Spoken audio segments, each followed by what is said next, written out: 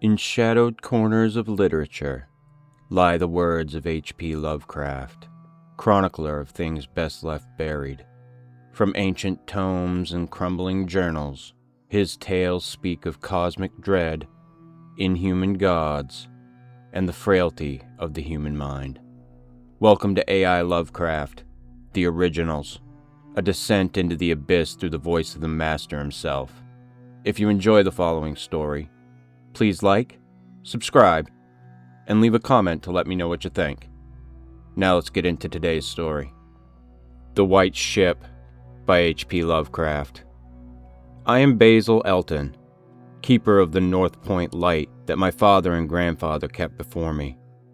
Far from the shore stands the gray lighthouse, above sunken, slimy rocks that are seen when the tide is low, but unseen when the tide is high. Past that beacon for a century have swept the majestic barks of the seven seas. In the days of my grandfather there were many. In the days of my father, not so many. And now there are so few that I sometimes feel strangely alone, as though I were the last man on our planet.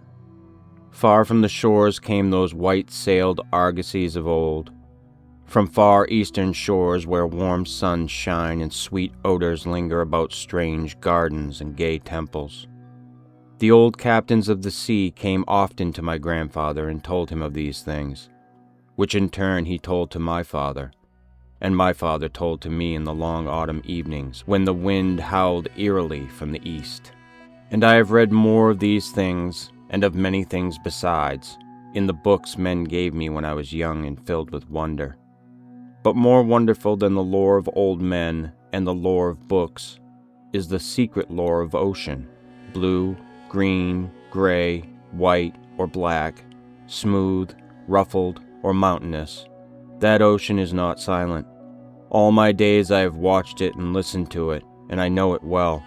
At first it told me only the plain little tales of calm beaches and near ports, but with the years it grew more friendly and spoke of other things, of things more strange and more distant in space and in time.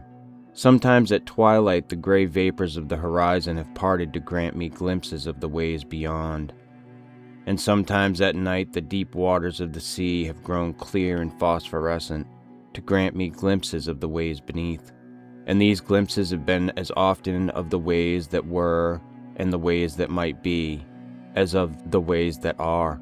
For ocean is more ancient than the mountains, and freighted with the memories and the dreams of time. Out of the south it was that the white ship used to come when the moon was full and high in the heavens. Out of the south it would glide very smoothly and silently over the sea, and whether the sea was rough or calm, and whether the wind was friendly or adverse, it would always glide smoothly and silently, its sails distant and its long, strange tiers of oars moving rhythmically. One night I espied upon the deck a man, bearded and robed, and he seemed to beckon me to embark for fair unknown shores. Many times afterward I saw him under the full moon, and ever did he beckon me. Very brightly did the moon shine on the night I answered the call, and I walked out over the waters to the white ship on a bridge of moonbeams. The man who had beckoned now spoke a welcome to me in a soft language I seemed to know well, and the hours were filled with soft songs of the oarsmen as we glided away into a mysterious south, golden with the glow of that full, mellow moon. And when the day dawned, rosy and effulgent, I beheld the green shore of far lands, bright and beautiful, and to me unknown.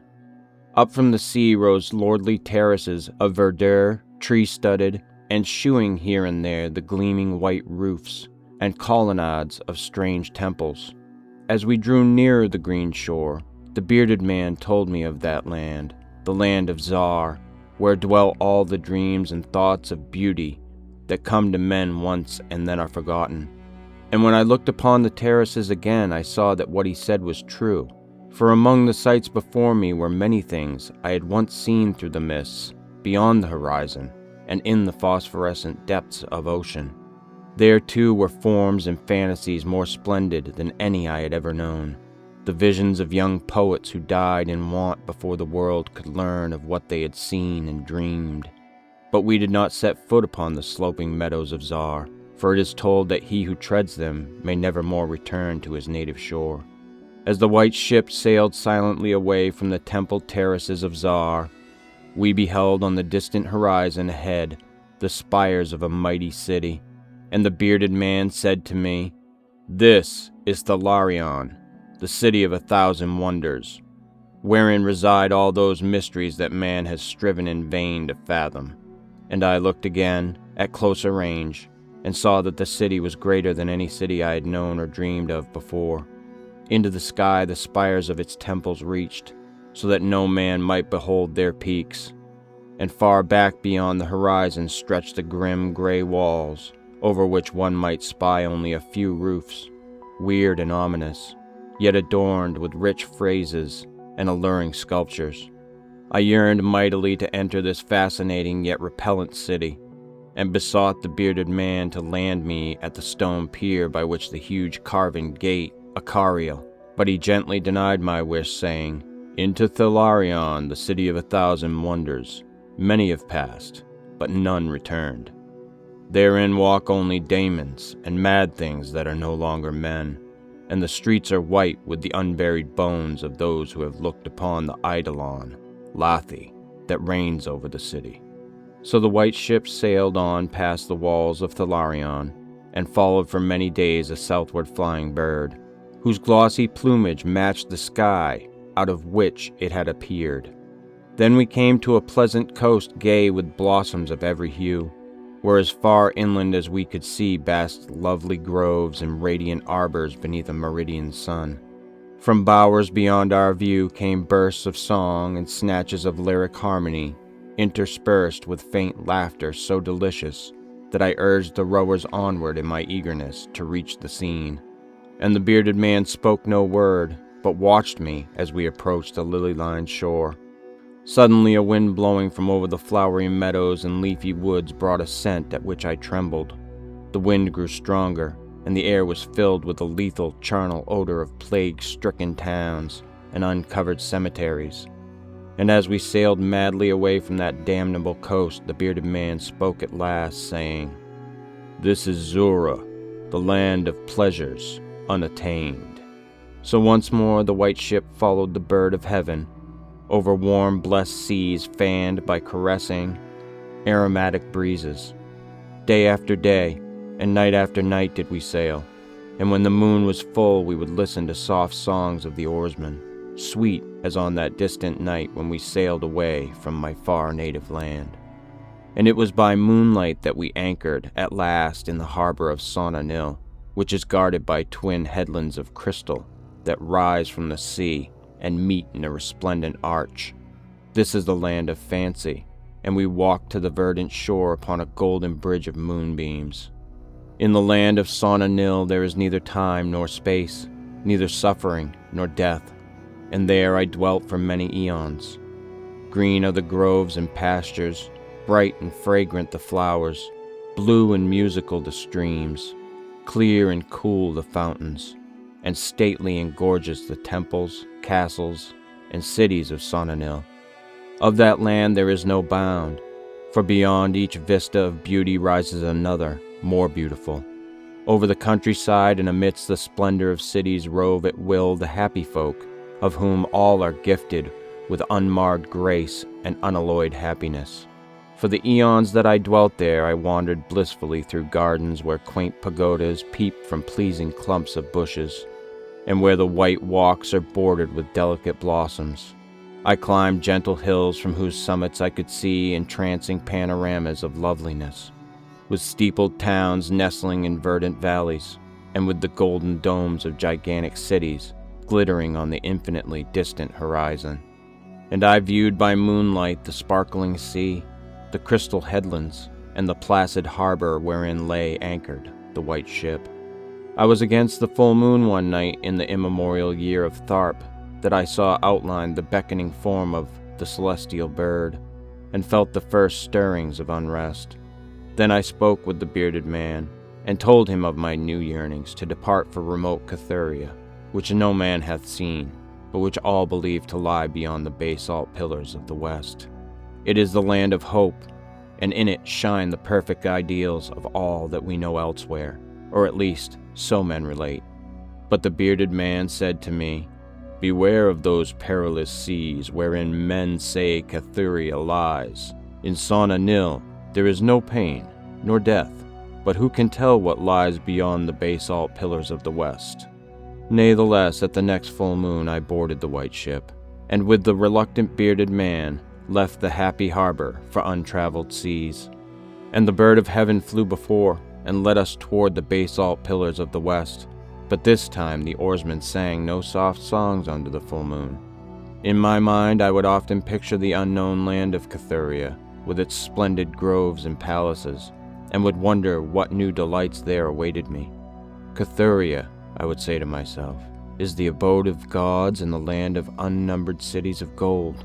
Its forests are of aloe and sandalwood, even as the fragrant groves of Cameron, and among the trees flutter gay birds sweet with song. On the green and flowery mountains of Cathuria stand temples of pink marble, rich with carven and painted glories, and having in their courtyards cool fountains of silver, where purl with ravishing music the scented waters that come from the grotto-born river Narg. And the cities of Cathuria are cinctured with golden walls, and their pavements also are of gold.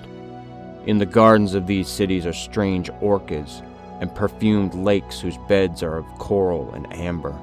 At night the streets and the gardens are lit with gay lanthorns, fashioned from the three-colored shell of the tortoise. And here resound the soft notes of the singer and the lutenist. And the houses of the cities of Cathuria are all palaces, each built over a fragrant canal bearing the waters of the sacred Narg. Of marble and porphyry are the houses, and roofed with glittering gold that reflects the rays of the sun and enhances the splendor of the cities, as blissful gods view them from distant peaks. Fairest of all is the palace of the great monarch Dorieb, whom some say to be a demigod, and others a god. High is the palace of Dorieb, and many are the turrets of marble upon its walls. In its wide halls many multitudes assemble, and here hang the trophies of the ages. And the roof is of pure gold, set upon tall pillars of ruby and azure, and having such carven figures of gods and heroes that he who looks up to those heights seems to gaze upon the living Olympus. And the floor of the palace is of glass, under which flow the cunningly lighted waters of the Narg, gay with gaudy fish not known beyond the bounds of lovely Cathuria. Thus would I speak to myself of Cathuria, but ever would the bearded man warn me to turn back to the happy shores of Sauna Nil, for Sauna Nil is known of men, while none hath ever beheld Cathuria. And on the 31st day that we followed the bird, we beheld the basalt pillars of the west.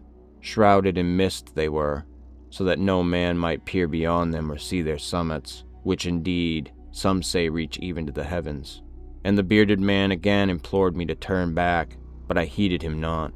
For from the mist beyond the basalt pillars I fancied there came the notes of singer and lutenist, sweeter than the sweetest songs of Sonanil, and sounding mine own praises, the praises of me, who had voyaged far under the full moon and dwelt in the land of fancy. So to the sound of melody the white ship sailed into the mist betwixt the basalt pillars of the west. And when the music ceased, and the mist lifted, we beheld not the land of Cathuria, but a swift, rushing, resistless sea, over which our helpless bark was borne towards some unknown goal. Soon to our ears came the distant thunder of falling waters, and to our eyes appeared on the far horizon ahead the titanic spray of a monstrous cataract, wherein the oceans of the world dropped down to abysmal nothingness.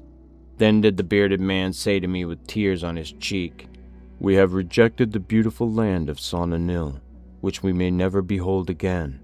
The gods are greater than men, and they have conquered." And I closed my eyes before the crash that I knew would come, shutting out the sight of the celestial bird which flapped its mocking blue wings over the brink of the torrent. Out of that crash came darkness, and I heard the shrieking of men and of things which were not men. From the east tempestuous winds arose, and chilled me as I crouched on the slab of damp stone which had risen beneath my feet. Then as I heard another crash, I opened my eyes, and beheld myself upon the platform of that lighthouse, from whence I had sailed so many eons ago.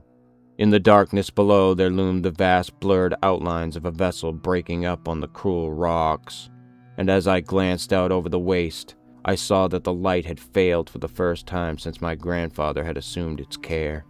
And in the later watches of the night, when I went within the tower, I saw on the wall a calendar which still remained as when I had left it at the hour I sailed away. With the dawn I descended the tower and looked for wreckage upon the rocks, but what I found was only this: a strange dead bird whose hue was as of the azure sky, and a single shattered spar of a whiteness greater than that of the wave tips or of the mountain snow.